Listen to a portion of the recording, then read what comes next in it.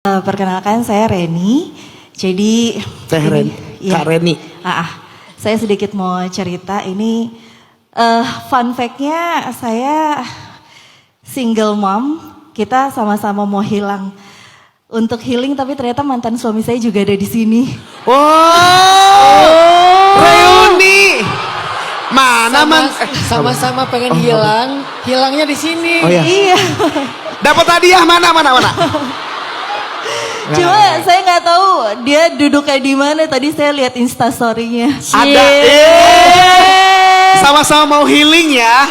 Sama-sama, tapi bagus ya healingnya ke sini. Tapi masih stalking Kak Buni. Oh. Masih nggak apa-apa. stalking. Nggak apa-apa ya. Nggak apa-apa. Nggak apa-apa ya Ustadz ya. Jadi gini. Kok bisa gitu ya? Iya itu dia. Saya mau bercerita sejujurnya kalau ngomongin tentang pernikahan kami.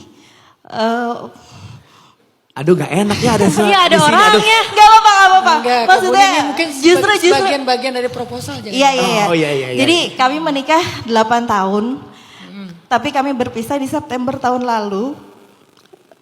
Mungkin ini atas dasar kesalahan kami berdua yang membuat kami pada akhirnya memutuskan untuk ya udah kita lebih baik sendiri gitu. Walaupun sebenarnya posisi sendirinya kami berdua itu cukup menarik karena kami masih tinggal di satu komplek rumah yang sama.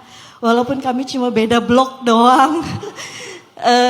Sebegitunya kami masih, orang tua kami pun masih saling mengunjungi rumah kami berdua.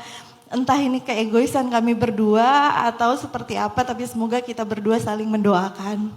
Yang saya mau tanyain, sebenarnya emang kalau hilang itu kita harus tidak berhubungan sama sekali ya. Karena saya merasa kayak gini, kami punya seorang putra yang kami rasa kami tetap harus berada di sisi orang tua gitu. Saya tuh cuma pengen kapan-kapan kita bisa pergi bareng. Kalau kayak gitu masih boleh nggak sih Ustadz sebenarnya? Karena saya yakin anak saya pasti merindukan kedua orang tuanya untuk pergi bareng. Dibanding anak saya selalu pergi bersama saya sendiri atau bersama ayahnya sendiri. Semoga ayah Diza lihat dan dengar bahwasannya saya juga rindu untuk momen-momen di mana kita masih tetap bisa menjalin silaturahmi yang baik. Kurang lebih seperti itu, makasih. Mbak Reni. Oke Mbak Reni. Silakan Gurunda.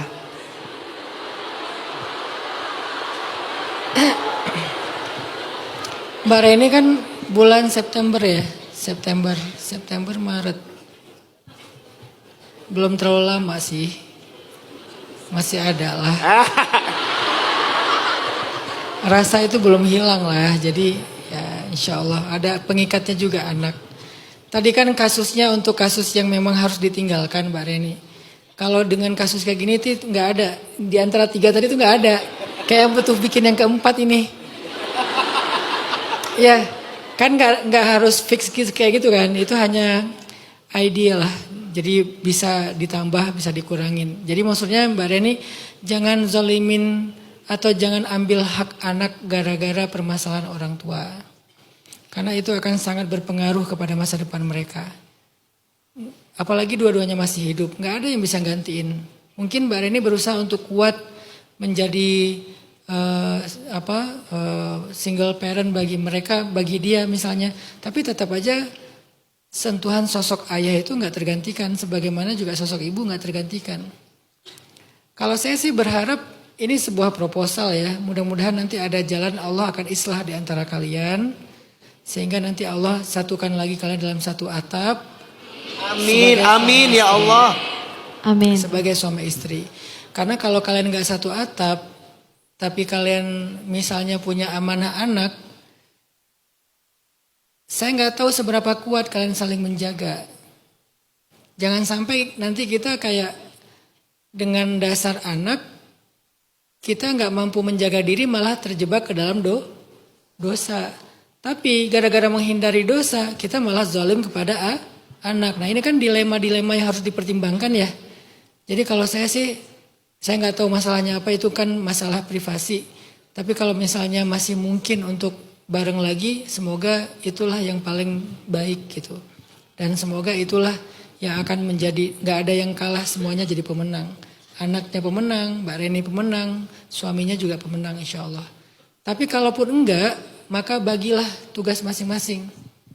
Gak apa-apa jalan bareng, tapi harus kuat banget menjaga diri. Karena statusnya udah enggak suami istri lagi. Apalagi jalan keluar kota, kita pengen nunjukin ke anak kalau kita baik-baik aja. Ya, tujuan kita tuh baik, pengen nunjukin ke anak, keluarga kita masih utuh loh. Terus kita jalan, anaknya bilang aku mau liburan kemana, misalnya jalan keluar kota. Gimana ya nge-nyetingnya gitu, nge-arrange-nya, agak repot sih. Jadi tapi ya setiap orang kan punya tantangannya masing-masing ya. Kalau kita balikin kepada poin pertama, mungkin ini cara Allah membentuk kalian berdua. Ada pasang surutnya. Dengan kondisi yang kayak gini mungkin Allah lagi nyiapin suaminya untuk jadi ayah yang lebih baik. Menjadikan Mbak Reni menjadi ibu yang lebih baik.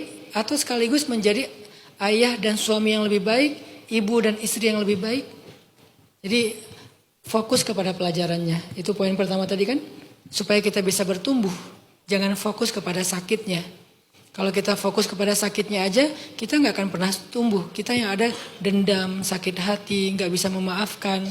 Nah sekarang boleh nggak Mbak Reni sama suami sama-sama ngambil poin pertama aja. Jangan poin yang tentang start a new life, bukan make peace with yourself, bukan find the best version of yourself, bukan. Tapi fokuslah dengan pelajaran. Jangan fokus dengan rasa sakit. Sehingga kalau Mbak Reni sama suami sekarang mulai coba fokus, oh Allah lagi ngedidik aku, oh Allah lagi pengen memperbaiki aku dan seterusnya. Mudah-mudahan sebulan 2 bulan dari sini kalian akan menemukan sesuatu yang membuat hubungan kalian tumbuh lagi insya Allah. Mungkin yang bisa saya sampaikan adalah fokuslah kepada pelajaran kenapa ada di titik ini. Mudah-mudahan nanti Allah kasih jalan keluar. Amin. Masya Allah, jazakallah khair Gurunda atas jawabannya.